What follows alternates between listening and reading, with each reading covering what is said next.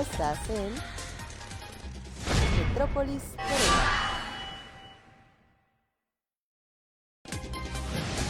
Estás en Metrópolis Querétaro. Estás en Metrópolis Querétaro.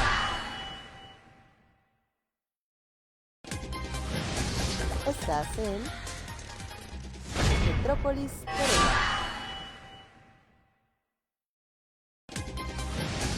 Estás en Metrópolis Querétaro.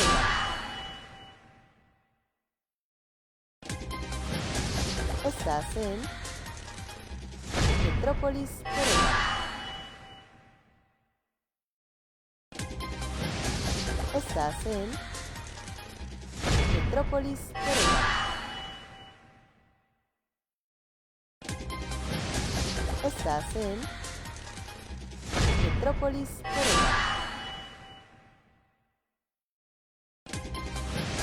Estás en Metrópolis Querétaro.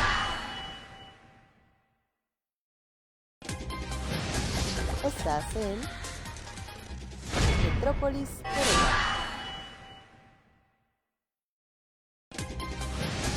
Estás en Metrópolis Querétaro.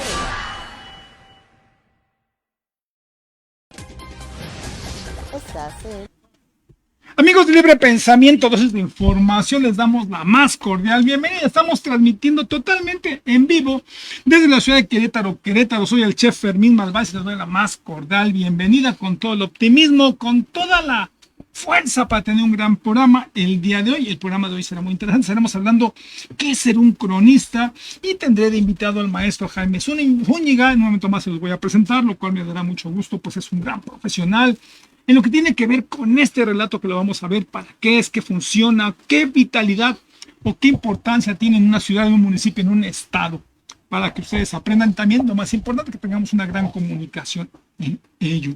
Y la invitación para que suscriban también en nuestras redes sociales, me pueden encontrar como Libre Pensamiento en Facebook, Libre Pensamiento MX en YouTube, en Instagram y en TikTok, para que pues podamos tener este gran contacto, esta comunicación a través de las redes sociales. Y les he comentado que también este programa pasa como un podcast a través de Spotify, iHeartRadio y Apple, para que estemos pues totalmente conectados en todo momento, y será mucho más fácil, mucho más sencillo, pues que tú lo puedas ver en el momento que para ti también sea mucho más sencillo poder tener esta comunicación con el programa, con estos programas que hemos tenido a través del tiempo. Este en particular, y ya lo sabes, es mucho más cómodo verlo en la casa, en el automóvil, haciendo ejercicio de vacaciones, los programas cuando tú los quieras ver, en el momento que para ti sea mucho más preciso. Y hoy en la receta veremos algo que tiene que ver en un momento más. Estaremos hablando de un mousse de maracuyá. Esta fruta que está a punto ya que entremos en temporada, no solo se puede manejar en agua, que es la mayoría de la gente como lo conoce. Te invito a que veas la receta un momento más, cómo lo podemos hacer. Un gran mousse muy sencillo, fácil, pero totalmente exquisito, ocupando la misma cáscara como el traste para que sirvas ahí este mousse. Además queda muy elegante, te va a gustar. Y también te invito a que te suscribas en mi canal de cocina como Alegría Tu Paladar en YouTube. Créeme que de esta forma podemos tener pues un constante movimiento, seguimiento, a que podamos tener más recetas, y es la forma en la cual puede vivir este canal. ¿Qué tienes que ver? Suscríbete, no tiene costo, y esto a mí me genera que podamos tener también una gran comunicación y que el canal continúe más y más, teniendo pues más visualizaciones, más contacto, y eso se debe gracias a tu suscripción. No lo olvides, suscríbete a mi canal de Alegría Tu Paladar en YouTube, y me puedes también contactar a través de este medio por Instagram o en TikTok como Alegría Tu Paladar. Quiero también darles una información hoy muy importante, y esto tiene que ver con una ficha de búsqueda. Esto se maneja a través de la Comisión de Búsqueda del Estado de Querétaro. Estamos hablando de Guillermo Nicolás Sánchez Duarte. Se le vio la última vez el día 2 de mayo de este año 2026 en San Juan del Río. Y pues agradecemos cualquier información que puedan tener sobre si lo has visto sobre su paradero, si lo has visto por algún lado, si lo conoces, has sabido alguna información con respecto de él, pues mucho te lo vamos a agradecer. Poderte comunicar al 442-394-4781. Te repito el número, todos lo puedes ver en pantalla, 442-394-4781. Cualquier información, créeme que es muy importante, a través de la Comisión de Búsqueda del Estado de Querétaro. Así que bueno, te agradecemos mucho. Allí está la información hecha. Desapareció el día 2 de mayo. Y pues mucho agradecemos. Si tienes alguna información, si sabes algo de ello, pues ahí están los teléfonos. Muchas gracias. Pues bueno, amigos, y también no lo olviden que el día de mañana tenemos la rodada con el Ciclistas Jaguares, este grupo tan profesional, donde salimos en la explanada de la Alameda, enfrente del Gómez Morín. Para aquellos que gusten andar en bicicleta, salimos en punto a las 9 de la noche para que llegues a las 8:45 aproximadamente. Nos vemos ahí, no lo dejes de hacer, es algo bien importante. Te agradecemos mucho tu gran participación ahí. Si te gusta la bicicleta, conocer todo lo que tiene que ver con las vialidades que tiene esta gran ciudad, lo vas a aprender, y qué mejor con el grupo de Jaguares. No lo olvides, nos vemos en punto a las 9 de la noche, llega a 8:45, 8:40 para que podamos salir en punto y tener una gran rodada el día de mañana. Pues amigos, vamos a dar inicio a nuestro programa.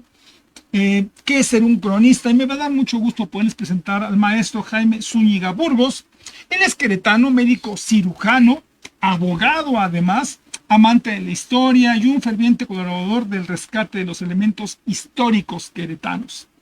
Un investigador por la divulgación cultural del Estado de Querétaro, lo que ha llevado a publicar diversos artículos, libros que suman y enriquecen la historia queretana. Como cronista es también del Estado de Querétaro, pero también del municipio del Marqués, y tiene la virtud de preservar la historia del ayer, el hoy, la transición del presente bajo una perspectiva tenaz, sensible y política, por lo que yo creo que será un programa muy interesante. Me da mucho gusto dar la más cordial bienvenida al maestro Jaime Zúñiga.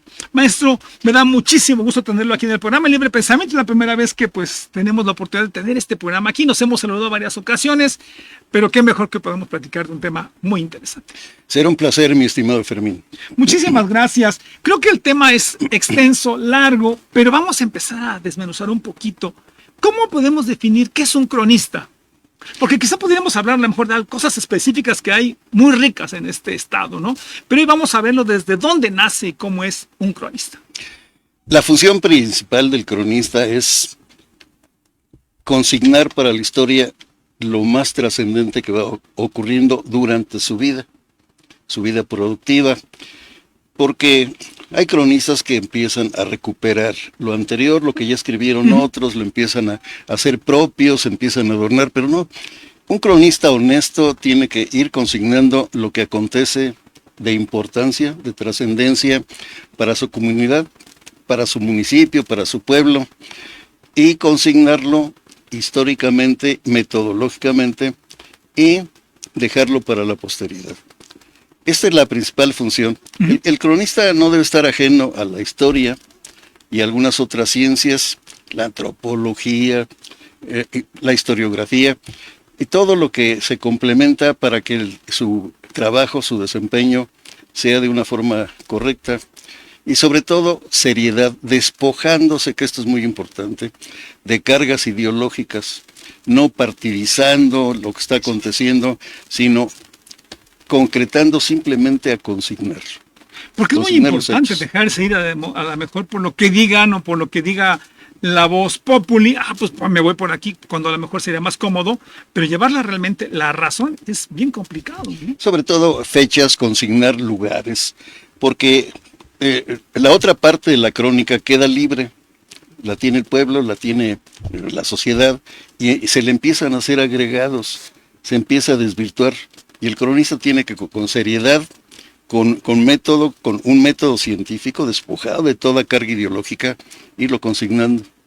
Y ya cuando la gente empiece a interpretarlo, pues hay un ejemplo, lo acabamos de ver en estos días, los 300 años del acueducto. Exacto. Los cronistas sabemos que se inició a los 300 años, 1726, pero los arcos todavía no existían. Y lo que es peor, la gente popularmente sin saber las fechas y todo esto, empieza a agregarle como que los arcos fueron hechos para que llegara agua a un convento y se bañara una monja. Ajá, sí, claro. Entonces, ahí se desvirtúa la labor que tuvo el La marqués, labor social, ¿no? De darle... y la trascendencia que Claro. tuvo el marqués, por una cosa ya media rosa ahí de amoríos que se le suponen al marqués, que están mal informados, pero son cosas que pegan más que la Rosa de Guadalupe. Claro, claro, claro. Ahora, la pregunta es, ¿cómo es que tú dijiste, yo quiero ser cronista? ¿O la vida te va llevando a este Sí. camino? Y mira, mi abuela llegó aquí a Querétaro cuando hubo un hecho que trascendió a principios del siglo pasado. Trascendió que un sacerdote había tenido amoríos con una sirvienta, la había embarazado, había tenido un niño. Resumiendo, es una cosa muy normal. Pero el obispo ordenó que a partir de ese mal trago, el desprestigio local para el clero, que para atender a los sacerdotes deberían de ser familiares directos de él, u hombres, para evitar que fueran sirvientas. Ok. Entonces, dentro de eso, un canónigo que estaba aquí en Querétaro, Ignacio Prisciliano Bravo, tipo muy culto, orador, tenía una biblioteca, pues la tercera en importancia, aquí la primera era el canónigo Barbosa. Entonces él se acuerda que tiene en Michoacán familia, una prima hermana con dos hijas y que era viuda, y las trae para su servicio.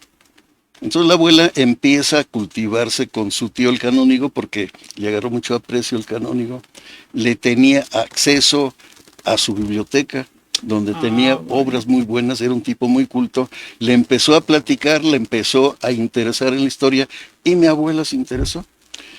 Lógicamente cuando nace su nieto mayor, que fui yo, entonces ella al nieto le empieza a transmitir y me platicaba las leyendas que yo muchos años después logré escribir. Porque me decía, fíjate bien hijo, esta leyenda no es como dice aquí, porque la original era un zapatero, no era un marqués, un conde que vivía en la esquina, don Bartolomé, Sardaneta y Legazpi, era un zapatero que se llamaba Bartolo, don Bartolo, y por eso el callejón se llama Callejón de don Bartolo, y acá Valentín Frías hizo esto. Ella me platicaba y me metió la inquietud de tener todo eso. Mi abuela era descendiente de Nicolás Bravo, el canónigo Altamirano, pues era cercano a la familia de Nicolás Bravo, que eran de Guerrero y llegaron a Michoacán, etc. Entonces la abuela siempre se interesó por la historia de México y siempre quiso que el gobierno le diera una ayuda económica, decía, aunque sean 3 pesos, porque eso para mí me va a hacer sentir importante, por la labor que había hecho don Nicolás Bravo. Ella lo sentía como orgullosamente pertenecer a esa familia. Y así se fue dando en mí que me interesé. Estudié la carrera. Es lo que te iba a decir, porque entonces algo había ahí, pero Sí. tú hiciste tu carrera quizá de médico, y después Pero yo ya lo tenía. pero algo había ya sembrado, ¿no? Hubo un programa de radio, el primero, porque fuimos pioneros en la UAC. El primer programa de radio se llamó Acercamiento Estudiantil Cultural, en 1958. José Luis Osejo, Sergio Alberto Solorio, Lucilva Romero, Eduardo Moreno Salazar y tu servidor. Y nos distribuíamos, por ejemplo, había 2 estudiantes de Derecho, Sergio Arturo y Lucía Elba. Ellos daban orientación a la comunidad de problemas legales. A Eduardo Moreno le tocaba lo que era deportes, ya me tocaba la historia. 1958, un programa de radio por XNA. Ahí escuchó las leyendas Guadalupe Ramírez. Guadalupe Ramírez fue el rector de la universidad, un muy buen escritor, historiador, abogado penalista.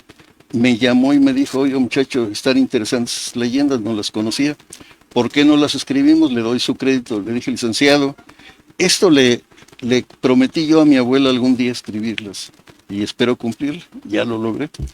Pero ahí quedó. Entonces, a partir de la infancia se va uno involucrando, te van involucrando, como aquellos que usan para las cartas vivientes que les llaman, que sin saber leer ni escribir, Exacto, por se iba a transmitir a tradición través de la oralidad. a través de la transmisión oral les van diciendo como una carta viviente.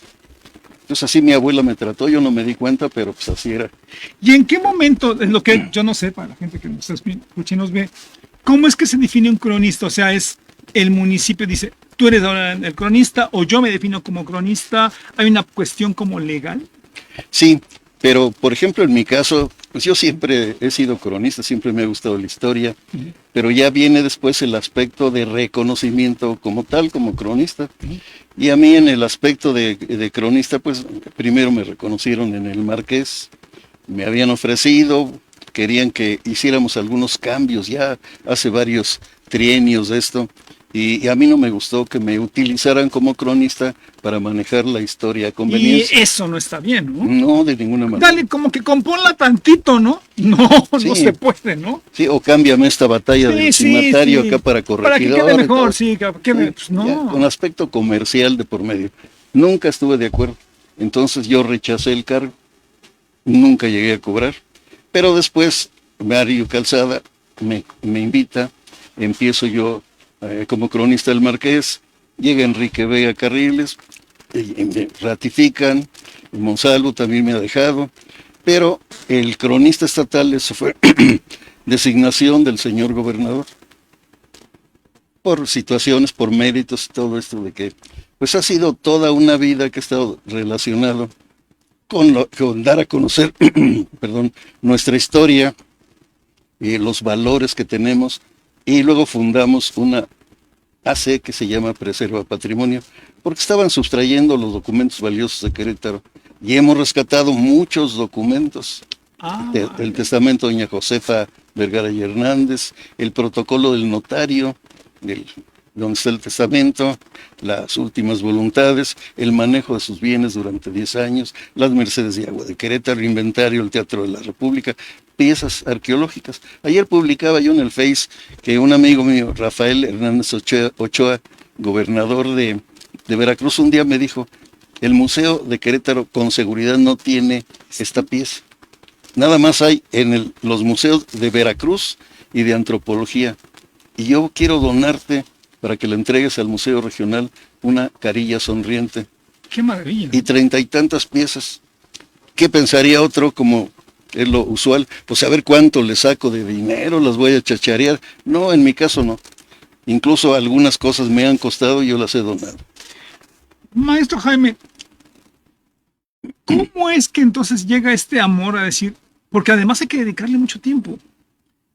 Y sabe que lleva una gran bandera además, ¿no? Es una gran responsabilidad ser un cronista, porque lo que decíamos, el caer en un truco, decir, como que me conviene decir esto porque tengo un poder de decisión histórico, y si alguien me dice, oye, pues mejor dile que es verde en lugar de rojo, es muy complicado, ¿no? Sí, mira, ahora con lo de los arcos, tuvimos que precisar porque las autoridades no están obligadas, ellos tienen gente que los orienta en ese aspecto. 300 años de la iniciación del acueducto, correcto.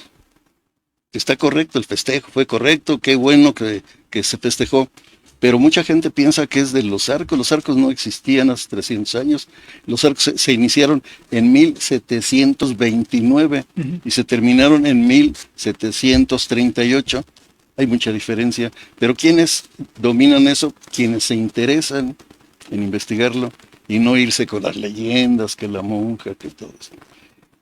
Debe de haber seriedad, debe de haber tolerancia, y vemos ahora, hablando de tolerancia, que hay una serie de gente entusiasta que sacan sus videos, cambian los sitios, cambian las fechas, le echan de su cosecha, pero no se informaron. Sí, y si se informaron fue incorrectamente, y está llegando mucha gente que está vecindado, y ahí no ven la gran irresponsabilidad en la que pueden incurrir, porque ya esa gente que se queda, como con el caso de la calle del Ronco Pollo. Eso, qué bueno que tocaste el tema. Eso todo el mundo me lo pregunta. A ver, para la gente que nos escucha, nos ve, ¿cómo está esto del rompopollo? Es muy sencillo. Hay dos ejemplos. Mira, el primero es la calle del Ronco Pollo. Cuando el ferrocarril central de México en 1882 empezó a abrir por el barrio del Cerrito, empezaron a dinamitar y salieron unas piedras muy grandes. En el barrio del Cerrito, cerca de los arroyos, el que corría por el molino de San Antonio, ahí lavaban las mujeres del Cerrito. ¿Y qué necesitan? pues unas rocas que con la dinamita salen bien parejitas, hicieron lavaderos. Pero había una muy grande que les quedó muy cerca y con la terminología de los españoles que empezaron a manejar, a hacer un pollito, pero no con doble L. Y los invito a que vean el diccionario. Pollito con Y. Y es banca de piedra adosada a la pared. Ese es un pollo, un pollito. Los pollitos estaban en las ventanas de las casas, porque ahí por dentro se sentaba la gente a ver la calle. En muchas construcciones antiguas las hay. Pero ¿qué pasa? Pues el desconocimiento, y muy corriente, ronco pollo, un pollo ronco. En primer lugar, no están roncos, pían. Un piar, un gallo todavía voy de acuerdo, el gallo ronco. Ese es uno de los casos de desinformación y falta de, pues un poquito de pensar por qué investigar. Ya lo hemos transmitido muchas veces, sin embargo, se les dijo a las autoridades y siguió un ronco pollo. O sea, fue como una forma muy despectiva de decir un pollito, el decirle ronco.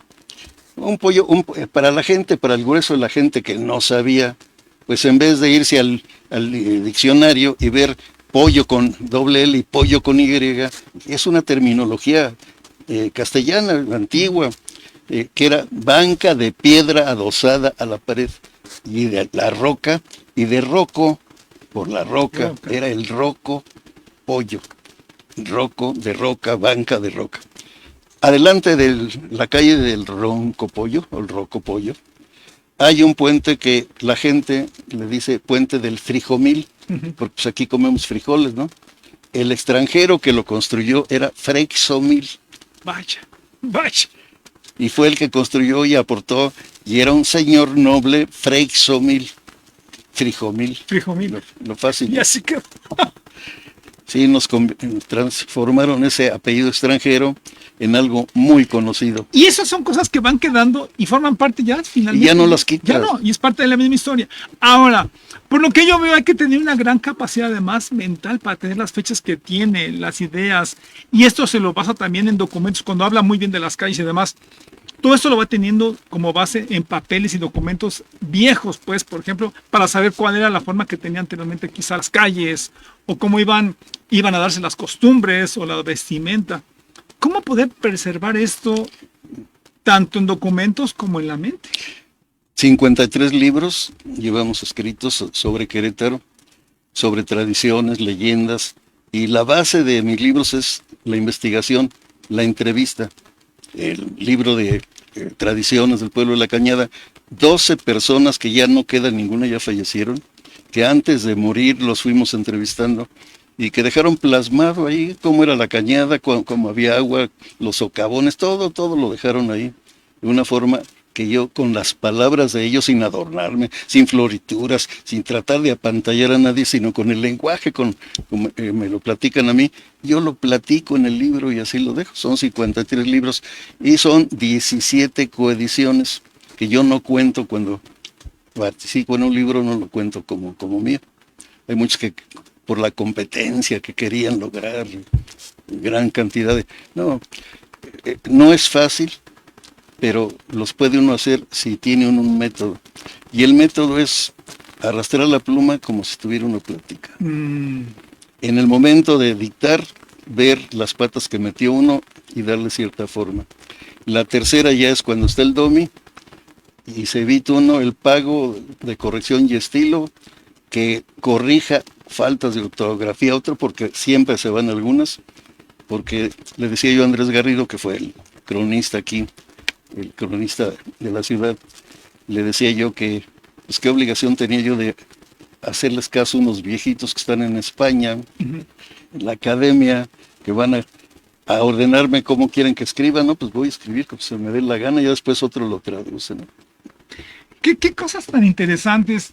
Pues amigos que nos escuchan y nos ven, quieren hacer sus preguntas, están abiertas con respecto a este gran personaje, porque yo lo considero así ya un personaje que forma parte ya de la historia de la ciudad, porque un cronista es vital.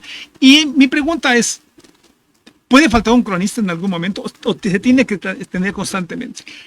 No, lo correcto, mira, estábamos de diputados cuando Mariano Palacios, a solicitud del profesor Eduardo Lorca, se manejó legalmente lo del cronista. Entonces ya se designó que en cada municipio hubiera un cronista y que fuera inamovible. Por lo siguiente, porque llegaba un presidente municipal, a ver, compadre, el compadre va a ser el cronista. Terminaba ese trienio, el compadre se iba, se llevaba los documentos, los de él y los que había ahí en el ayuntamiento, sustracción de documentos. Entonces en esa ley se acordó de que se manejara ya la permanencia y que hubiera un sueldo para que el cronista pudiera dedicarse a eso, un sueldo equiparable al de un maestro de primaria, para que se dedicara por entero a llevar la crónica del municipio. Empezaron a quejarse los presidentes municipales porque ya era la obligatoriedad de mantener a un cronista y no estarlo cambiando cada 3 años. Entonces alguien que estaba y llegaba otro presidente, el cronista no le caía bien y empezaron a venirse a quejar que se modificara la ley y terminó por cederse por parte del gobierno. Entonces lo ideal es que exista un cronista que se publique, porque lo que piensa el cronista, los discursos que luego tocan, pues eso se lo lleva a él, ¿no? Que se publiquen libros. Muy cierto es eso, muy cierto. Pues amigos, vamos a la receta para que veamos cómo poder hacer un mousse de maracuyá y regresamos unos minutos para podamos seguir con este interesante tema, que es ser un cronista, que es muy importante poderlo considerar, y tengo de invitado al maestro Jaime Zúñiga. Vamos y regresamos en minutos. Vamos a la receta. Amigos, bienvenidos a Alegría en tu Paladar. Hoy vamos a preparar un rico postre fácil, sencillo, con esta fruta que la conocemos como maracuyá. Puede ser amarilla o puede ser roja, es otra clase, pero su sabor prácticamente es similar. O también llamada en algunos países como fruta de la pasión, passion fruit, el cual será sumamente delicioso y rapidísimo de hacer, ya lo verás. Y sin duda no más, ¡vamos! ¡Ja! A los ingredientes.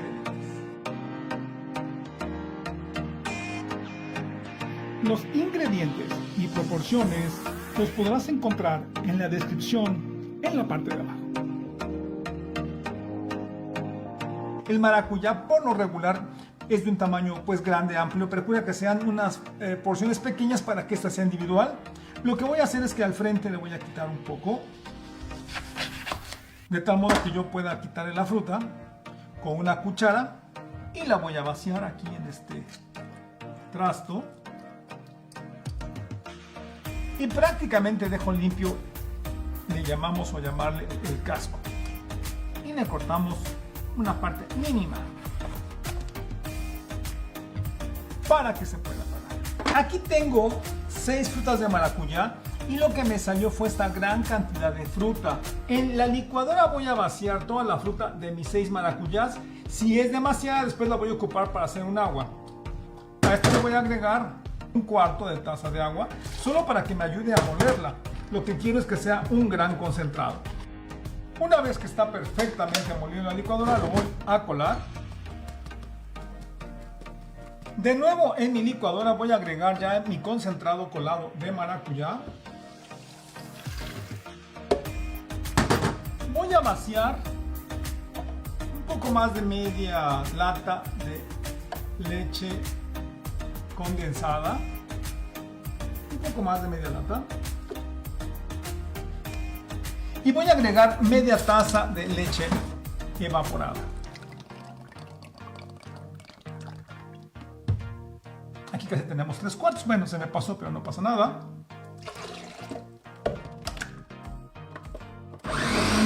Y voy a determinar cómo se encuentra de dulce. La voy a probar. Y determino si le voy a poner un poco más de leche condensada.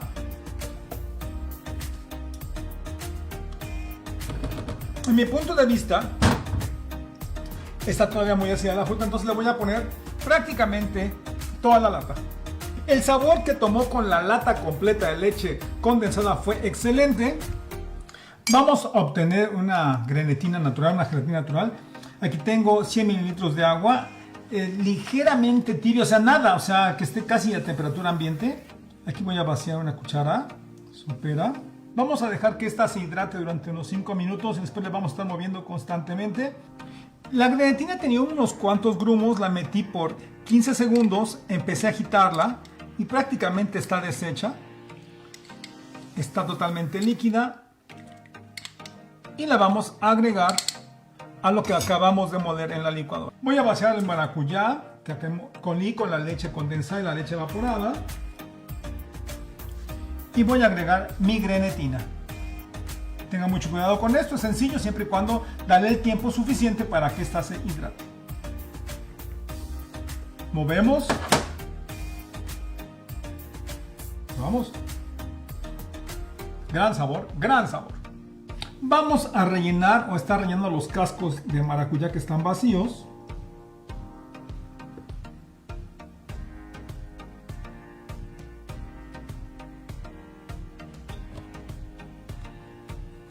Aquí están ya mis cascos para meterlos listos al refrigerador por un par de horas como dijimos. Pero aquí también tengo lo que le corté y como se podrán dar cuenta es una cavidad que también le entra porque me sobró del preparado, entonces también le vamos a poner.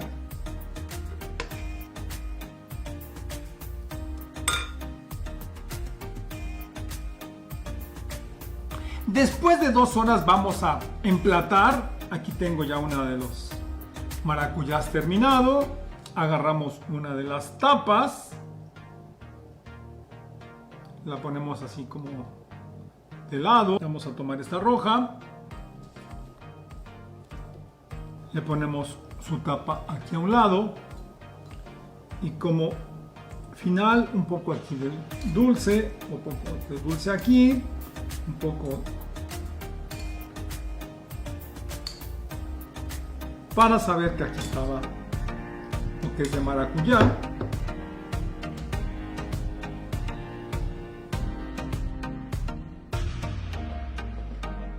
Una forma sensacional de hacer un postre con maracuyá, ya que en temporada, créeme que es algo muy original, muy delicioso, fácil de hacerlo. Quizá la única complejidad que puedas tener es darle su tiempo para que la grenetina se hidrate y lo demás es muy sencillo, te lo aseguro, muy espectacular en su presentación y en el sabor. Bueno, no se diga, te destapamos aquí y pruebas este delicioso. Es un sabor excepcional. Te aseguro que el maracuyá o la fruta de la pasión va a ser el postre para que impactes a quien quieras, puesto que no es un postre común donde podemos ocupar la cáscara, tanto la tapa, todo y se ve realmente maravilloso, excepcional. Así que no dudes para hacerlo en casa. Si te gustó esta receta, no olvides darle like, suscríbete a este canal. Recordemos que la cocina es un amor. Hasta la próxima. ¿Qué tal la receta con este mousse de maracuyá? Así que te invito a que lo hagas en casa. Estamos a punto de entrar a la temporada donde vas a ver maracuyá por todos lados. Y la gente muchas veces dice, bueno, qué buena fruta, que realmente tenemos poco tiempo realmente de estar explotando, aunque siempre se ha dado en México. Y solo se maneja en agua. No, aquí viste es un postre fácil, rico, delicioso, para que lo hagas en casa. Pues maestro, vamos a continuar con el programa. Tengo por aquí a Marta Flores, saludos de la Ciudad de México, muchísimas gracias. Marina Velázquez dice, buenas tardes, excelente programa. Y nos comenta, ¿qué preparación académica o trayectoria debe tener un cronista para aspirar a ejercer como tal? Es una pregunta. Pues la preparación tiene que ser pues el gran cariño, la intención que tiene uno de trascender, pero de preparación que estudie uno. Si estudias historia, te conviertes en historiador. Entonces es un vicio de muchos de los cronistas que se van hacia la historia y están hacia el pasado y no están consignando el presente. Pues un cronista, por ejemplo, un cronista municipal, la mayoría tiene alguna profesión, maestros, abogados, pero sobre todo es el querer, el cariño que tiene uno por su población, por sus costumbres, las tradiciones, el sentirse orgulloso y preservarlas para el futuro, cuidarlas, tutelarlas, de que no se desvirtúen, porque hay muchas cosas que con el paso del tiempo, en mi caso, conocí los danzantes con lámina hacían las plumas con lámina de lata de alcoholera, las pintaban y todo eso, se ponían un trapo para que no les calara. Es que ajá. Después empezaron ya con plumas de gallo, de gallina, los chilitos y los ponían. Y ahorita ya ves unos penachos que están más ostentosos que el penacho de Cuauhtémoc. Sí, de Moctezuma y todo eso. con plumas de faisán Sí. o de loros, cosas así, ¿no? Sí, entonces todo eso se va desvirtuando. La danza es una de las cosas que como cronistas sabemos que se ha ido desvirtuando con el paso del tiempo. Vaya, qué interesante. O sea que también la danza que tanto se genera en Querétaro como algo maravilloso, tiene muchas variantes a lo que usted ha visto. Los moros y los cristianos era al principio fue traído por los conquistadores, moros y cristianos, porque era la ocupación de los moros en España. Y cuando llega aquí la danza, en el caso de Querétaro, pues empieza a desvirtuarse porque es cuando expulsan los españoles a Pepe Botella, a los franceses, y los franceses venían vestidos como tratan de simular ahora como soldados, azul marino, con las bandas, pero eso ya cambió a los moros y cristianos, los cambió por los danzantes y los soldados que les llaman. Entonces ya fue un cambio que fue a partir de la expulsión de los franceses de España. Qué interesante. Ahora, ¿el papel del cronista es solo ver para plasmar o también puede criticar y decir no va por aquí o no tiene por qué meterse en ese? Ese es un terreno peligroso porque ya estás metiendo tu participación. Cuando te piden la asesoría, entonces tienes que darla de acorde con la realidad, con lo que es lo verdadero. Cuando no te la piden sería ya tendencioso estar tratando de corregir. De decir, no, es que de acuerdo a la tradición de X tiempo, no era así. Exactamente. Por ejemplo, aquí, la vecindad del Agua Limpia se le dijo al presidente municipal, se lo dije yo personalmente. Aquí fue la segunda fábrica en importancia de tabacos de la Nueva España. La primera, la Ciudad de México. La segunda, Querétaro, y la tercera, Veracruz. Y se llamaba Real Fábrica de San Fernando. Aquí, donde después fue vecindad. Pues no, que para no hacer apología del tabaquismo, le pusieron la vecindad del Agua Limpia. Pero como cronista yo cumplí con mi función. Foquito de alerta ahí para que fuera la Real Fábrica de Tabaco de San Fernando.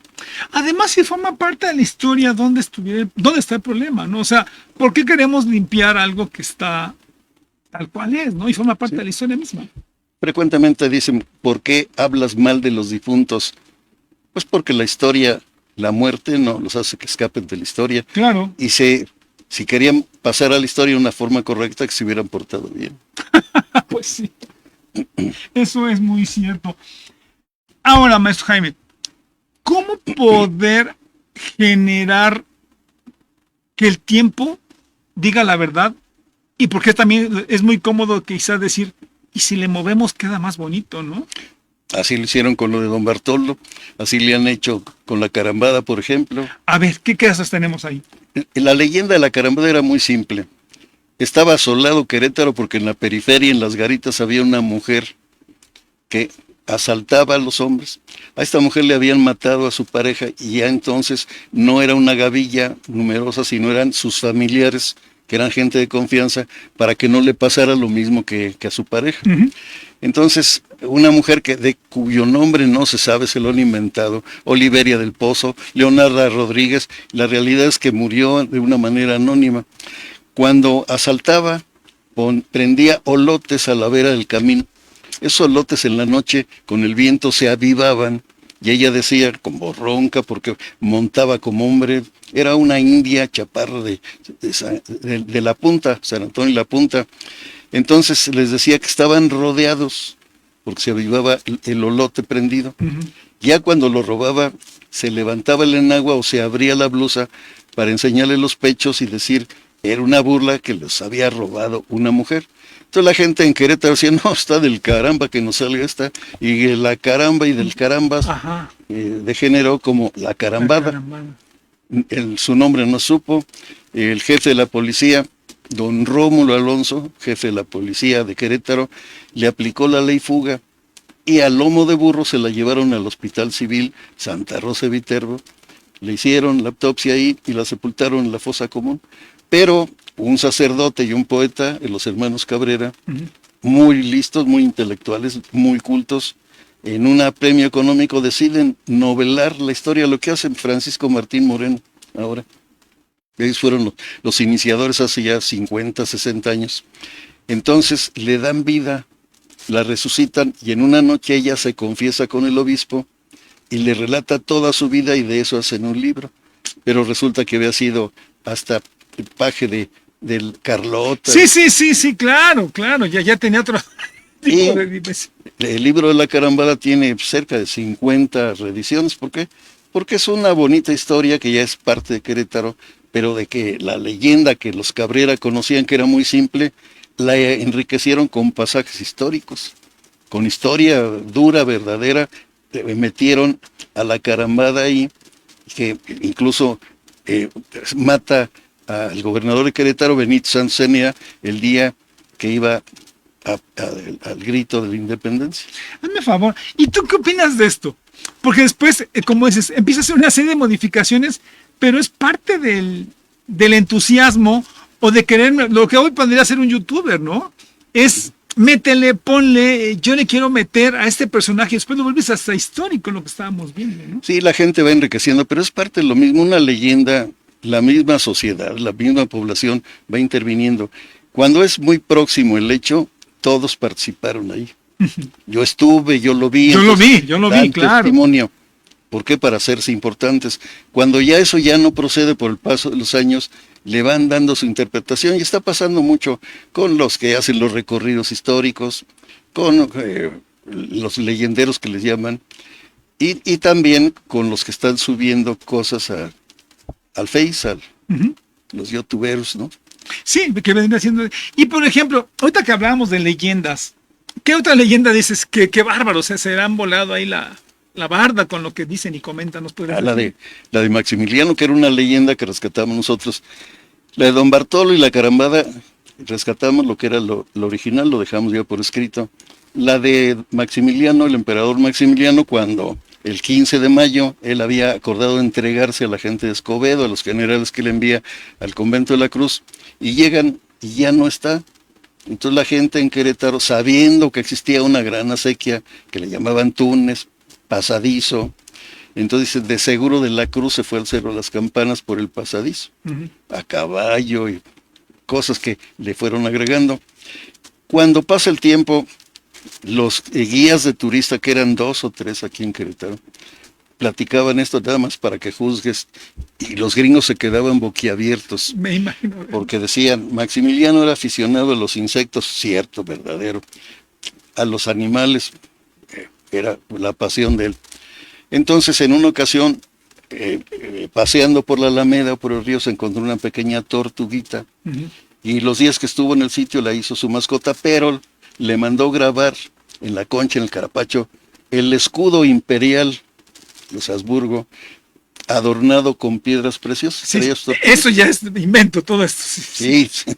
Digo, ajá. Entonces, Eso decían los guías de guías turista, turistas. porque Ajá. todavía hasta hace poco había algunos que se aceleran, pero es lo que le gusta a la gente, Ok. lo que venden.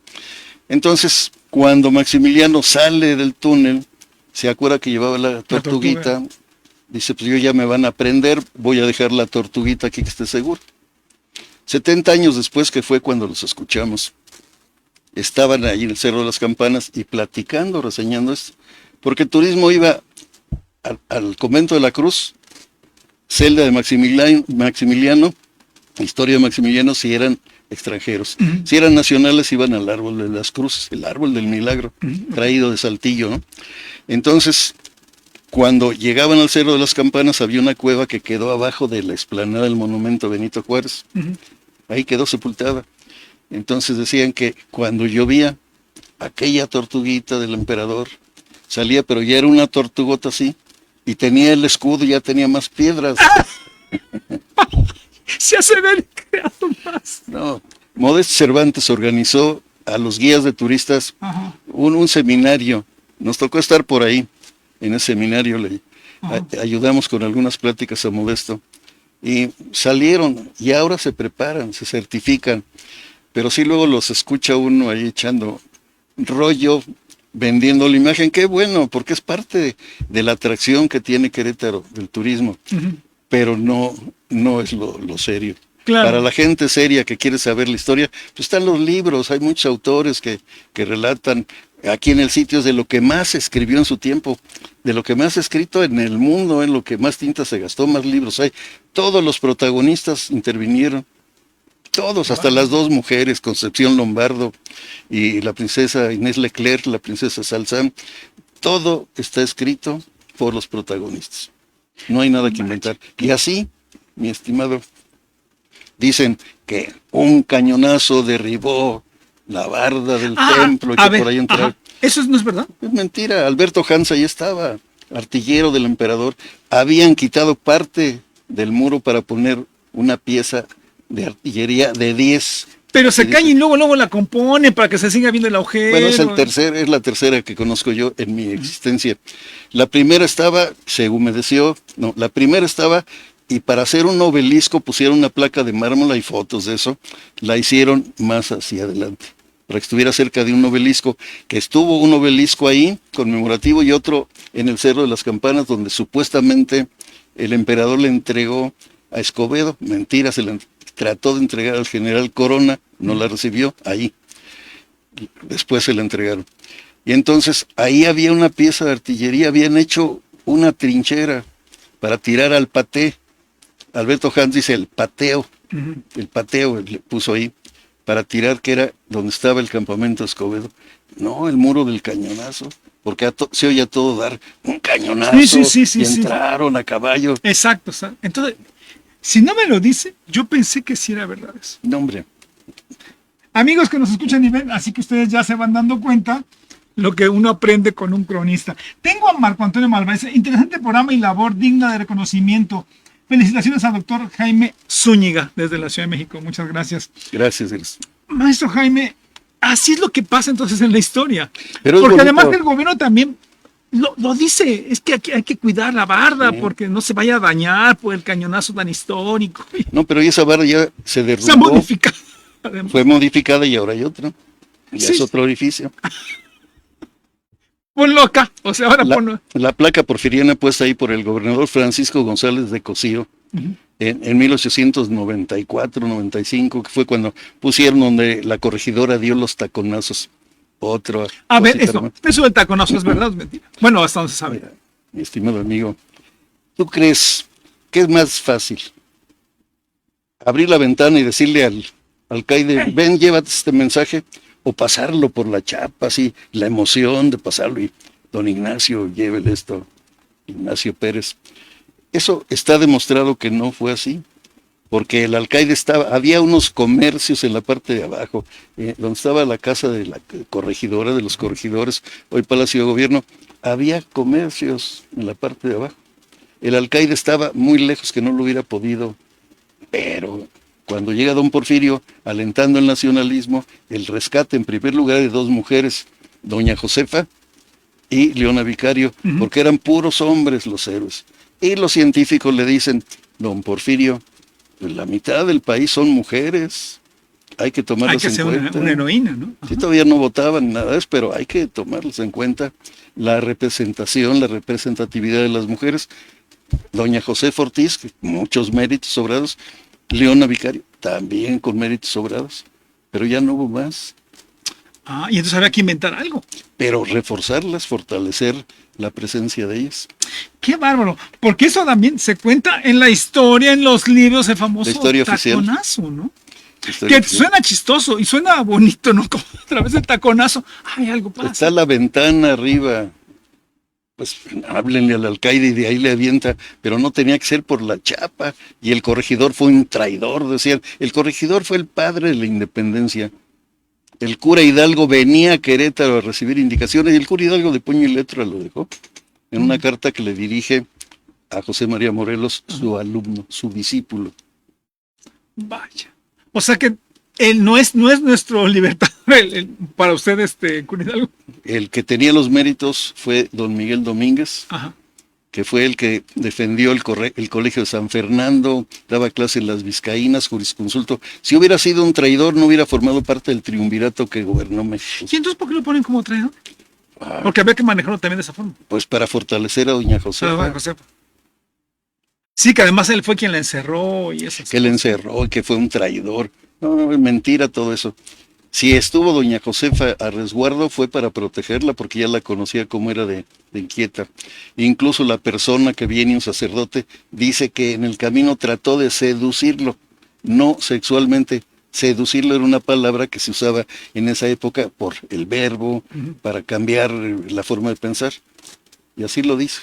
Híjoles.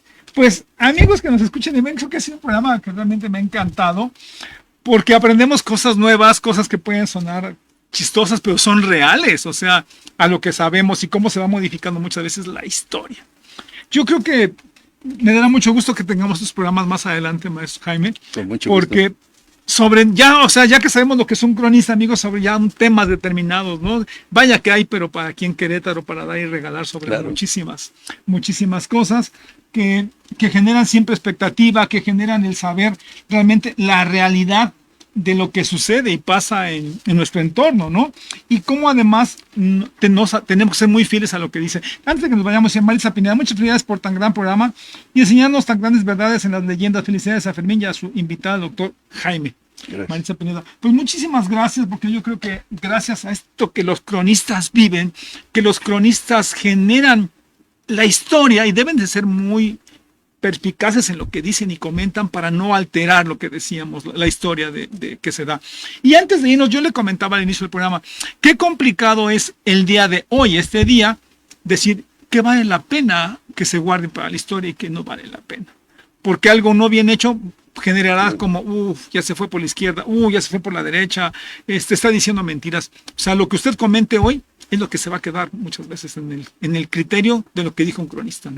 Nuestra historia es muy interesante y vale la pena conocerla, sobre todo conocerla, y con la humilde labor de un cronista, consignarlo para futuro. Pues amigos, aquí tenemos pues las palabras de un experto. Le agradezco muchísimo su tiempo, su dedicación y que estos grandes hombres como usted, que persigan por mucho tiempo esta gran labor histórica de saber que hay alguien que goza y que se apasiona por la historia y además por el amor, por un entorno, por un lugar específico, que en este caso es Querétaro, ¿no?